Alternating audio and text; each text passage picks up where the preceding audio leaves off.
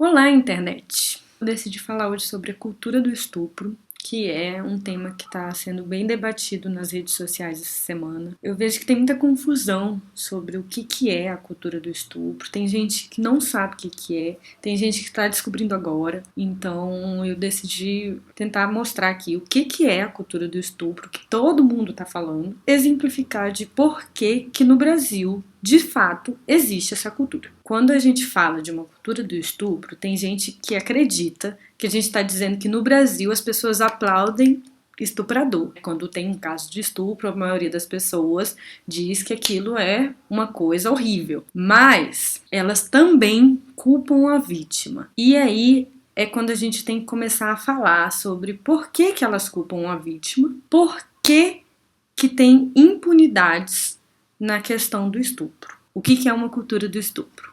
O termo cultura do estupro, ele foi usado pela primeira vez em 1970 e ele foi uma maneira que as feministas da época conseguiram explicar de por que o estupro é um crime tão comum. A cultura do estupro é uma construção de crenças e normas de comportamento que banalizam, legitimam e toleram a violência sexual contra as mulheres. Socialmente, aceita-se que a mulher seja vista como um objeto. É por isso que existe essa ideia de que existem mulheres com valor e mulheres sem valor. Apenas objetos perdem valor. Se uma mulher ela não tem valor, significa que você está vendo a mulher como um objeto. E uma mulher não é um objeto, ela é uma pessoa. Nesse contexto, se atribui à mulher a culpa do estupro e é a sua responsabilidade evitar.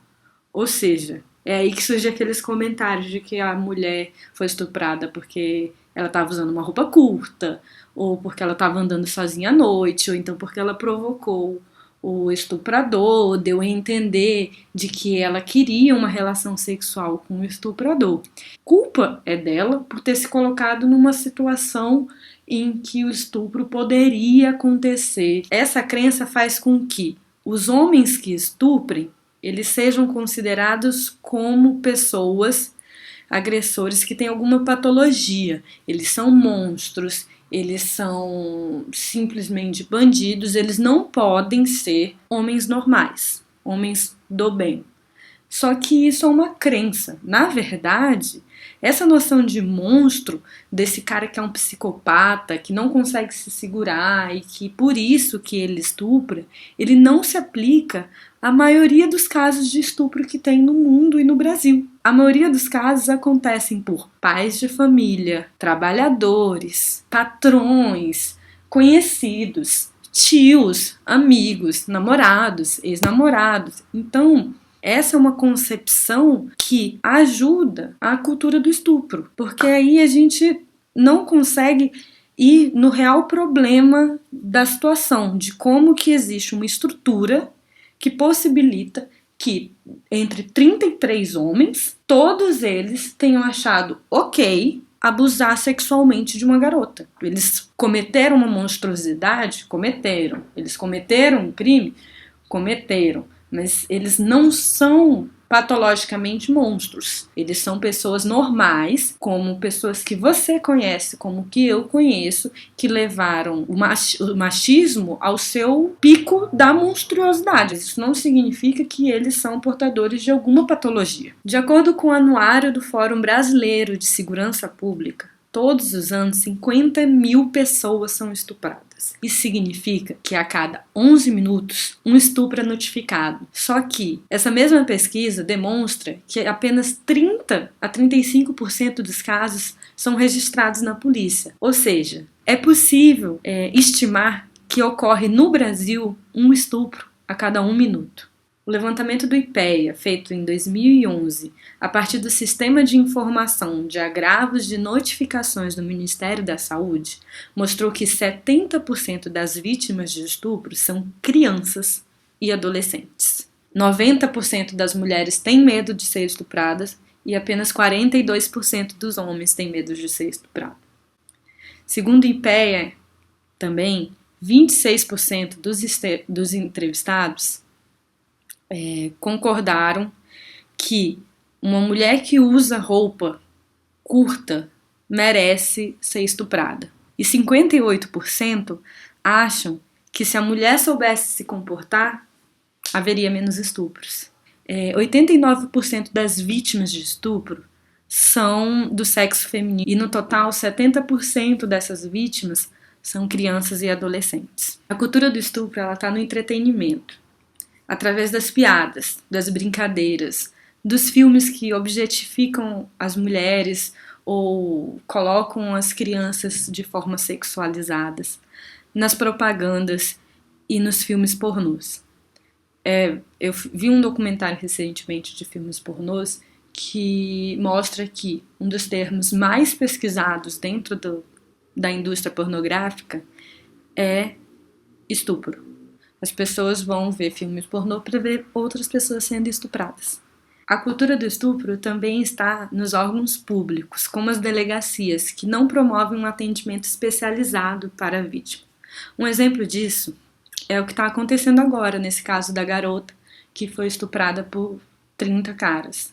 O delegado do caso, ele duvidou do estupro, ele perguntou para a vítima se ela costuma fazer sexo grupal e ele colocou a vítima na mesma sala que 3 dos seus estupradores. Ela está sendo duvidada, sendo que tem vídeos comprovando que ela foi estuprada. Apenas 10% das cidades no Brasil contam com delegacias especializadas da mulher, segundo a mesma pesquisa do CIPAM. Não existe delegacias prontas para receber essas mulheres. A cultura do estupro está nas nossas leis. Até algumas décadas atrás, o estuprador ele poderia escolher entre ir para a cadeia ou então casar com a sua vítima. E até hoje existem leis que tentam dificultar o atendimento das vítimas de estupro.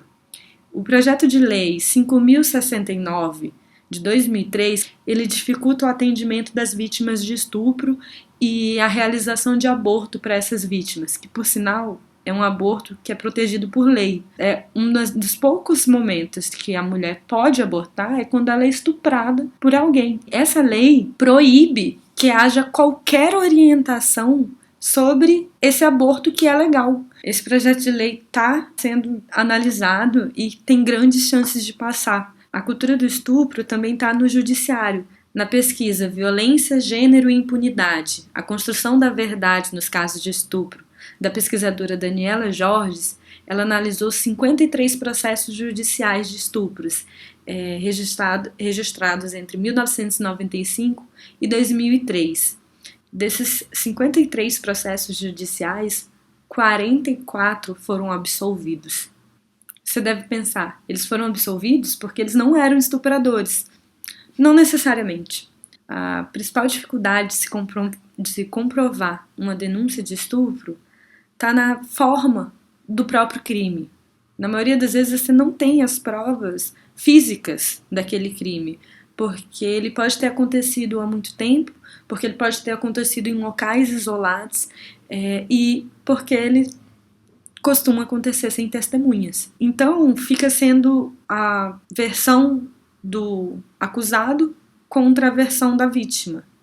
Nem o exame de corpo de delito ele pode ser configurado como uma prova concreta no caso de estupro, a não ser que tenha provas muito fortes de agressões físicas, e ainda assim essas provas não podem ser concretas. Então, muitas vezes esses exames de corpo de delito, eles são usados como contraprova para absolver o estuprador. É comum que quando você vai analisar um caso de estupro, você analise esse caso de acordo com o caráter das pessoas em questão. Na maioria dos casos que chegam ao judiciário são exatamente com patrões, padrastos, primos, parentes, ex-maridos, pessoas que são consideradas por muitas testemunhas como cidadãos do bem. Então, esses estupradores são absolvidos. Vamos resumir. Nós temos uma cultura que coloca a mulher como um objeto através do seu entretenimento, uma cultura que culpa a vítima, um sistema de delegacias que não consegue atender essas vítimas de forma correta. Nós temos leis que dificultam o atendimento das vítimas de estupro e nós temos um judiciário que absolve os estupradores. E você quer que eu acredite que não existe uma cultura do estupro que facilita com que a impunidade desse crime faça com que ele seja perpetuado?